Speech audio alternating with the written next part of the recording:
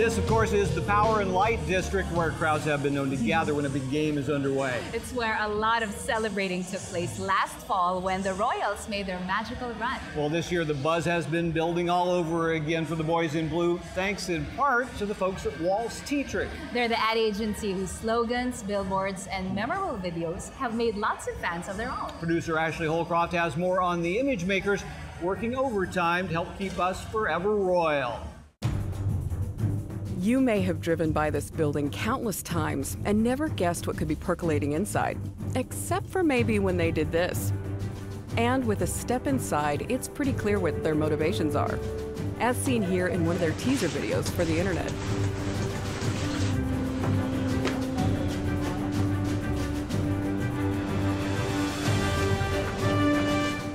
In 2013, Waltz Tetrick was awarded the Royals account, starting them down an exciting path. All right, let's go. But back then, there was only one thing that they could guarantee. They hadn't been very good. But one thing that we did know was there were all these young guys who tried really hard. They wanted to prove that they could play at this level. So one of the things that we knew, if you came to a Royals game, you were going to watch these guys get their uniforms dirty. They were going to dive for balls, they were going to slide, they were going to take the extra base where they could. And they were going to do everything that they possibly could to win that game. So from that tacit understanding came the Kansas City Royals come to play. Come to play wasn't a strong promise, but it was a strong rally cry.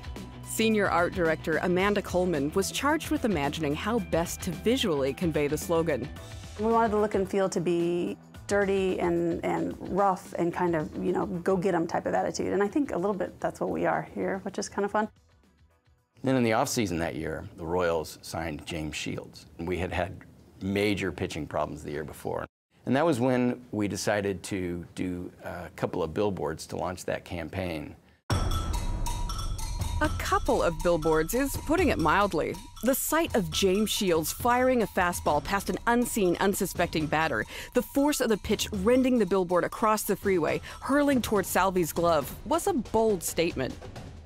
The billboards were kind of a one-off, random idea that came to life. When we got James Shields, it was kind of a great way to introduce him. And he was that first step with Dayton Moore, even like saying, hey, we're going to turn this team around. So it was kind of we didn't know at the time, but it was going to be this great push for everything.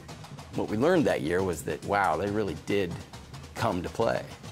It was life imitating art, or it was art perfectly representing what we knew to be true about the Royals. And the fans took a lot of pride. You know, suddenly it was people who had been kind of ashamed of their Royals t-shirts and they weren't going around with Royals hats on. Suddenly they were like, I'm gonna dig that Royals hat out of my closet and I'm gonna wear it to the grocery store. Behind that first-year success was a great deal of collaboration, both on and off the field. We have 8 or 10 people that probably touch the accounts. And then we've got just a wonderful collaboration with the team here. The Royals internal staff has got a half a dozen people, and they're all just amazing. And our meetings are filled with creative media, digital, public relations, the whole Royals staff. I mean, those are weekly events where we identify where we are, what we need to adjust, where the problems are. That flexibility and teamwork paved the way for the next campaign. When year 2 comes along, you're like, okay, what are you going to do to make that a little bit better? You know, the team got a little bit better. That campaign really reflected that they could play at a level with poise and determination that really was befitting the name that was across their chest. And there's a little crown on the sleeve of their uniform. Suddenly it was like, these guys have what it takes to wear the crown again. They're actually that good. Who knows how far they can go. We launched that campaign with another billboard.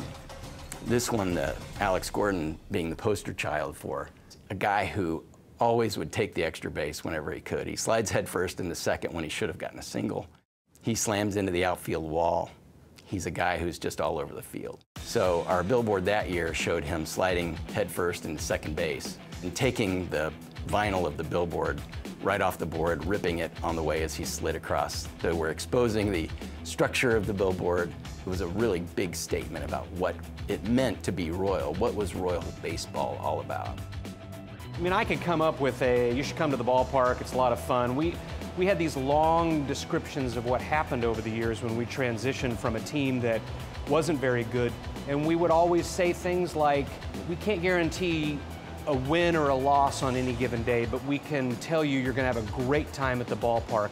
So that's an entire paragraph that I can say at a Rotary Club, but somebody comes along and they put it in 1 word or 2 words, that's when you know that they've caught the essence of something, and that's when we knew that we had success. But the success of the campaign wasn't just limited to those invested in Our Boys in Blue. It garnered international recognition when they were awarded a Gold Clio, one of the most prestigious awards in advertising. We were up against everybody. It was Nike and Gatorade and Reebok, and it was the folks from Canada and China and South Africa, and then here come those Kansas City Royals. That was very exciting for us. The very next year, for the first time since 1985, the Royals made it all the way to the World Series. People were just electrified by it. And that's really what the 2015 campaign theme represents. It's that whole generation of fans that have been created. We're just all forever changed, and we are now all forever Royal. That campaign was kicked off by yet another captivating billboard, this time depicting Gerard Dyson stealing a base. The authorities were literally getting calls from people saying that the billboard's on fire, and that's pretty effective. And this is what happens when you're a winning team versus a losing team. A few years ago, I was thinking we were going to get, oh my God, Royals put up a billboard and they're getting fire calls. Can't do anything right. Now that we're winning, it's Royals put up a billboard, and can you believe it? Fans think that the billboard's on fire. That's great. Over the span of the partnership, the Walls-Tetrick team has gotten a rare look at the inner workings of the Royals. It's a lot of fun. We get a lot of behind-the-scenes appreciation for what they do. I mean, it takes a lot of people, a lot of hard work to produce 81 games a year and get people packed in the stands. It's just really a massive operation. We are just this tiny part of it in the scheme of things, but it sure is fun to see it all come to life. Planning has already begun for the 2016 campaign. So what do they have in store for Kansas City? I really cannot give you a hint. It is all just like shrouded in secrecy on what's going to happen next year. We've set the bar that we've got to beat, so a lot of exciting stuff ahead.